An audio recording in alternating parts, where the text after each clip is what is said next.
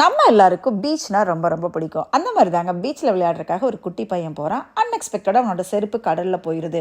உடனே அவன் பீச் மணலில் வந்து எழுதுறான், இந்த கடல் வந்து பெரிய திருடன்னு சொல்லி எழுதுறான். அதுக்கப்புறம் ஒருத்தர் மீன் பிடிச்சிட்டு இருக்காரு. அவர் நினச்சதை விட அன்னைக்கு அவருக்கு நிறைய மீன் கிடைக்குது. உடனே அவர் எழுதுறாரு, ஐயோ இந்த கடல் எவ்வளோ பெரிய கொடையாளி அப்படின்னு சொல்லி எழுதுறாங்க.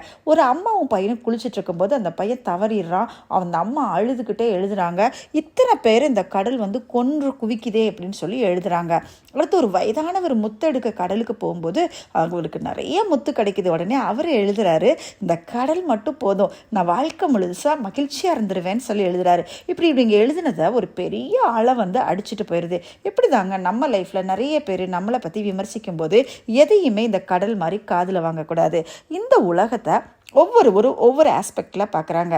நம்ம ரிலேஷன்ஷிப் நட்பு நிலைச்சிருக்கணும்னா பிறரோட தவறுகளை நம்ம மனசில் வச்சுட்ருக்கும்போது நம்ம வாழ்க்கை சந்தோஷமாக சமாதானமாக இருக்காதுங்க. அதனால் இந்த கடல் மாதிரி அலைகள் மாதிரி அழிச்சிடணும். இதை தான் 2 கொரிந்தியர் 13:11 சொல்லுது, சந்தோஷமாக இருங்கள், ஆறுதல் அடையுங்கள், ஏக சிந்தையாக இருங்க, சமாதானமாக இருங்க.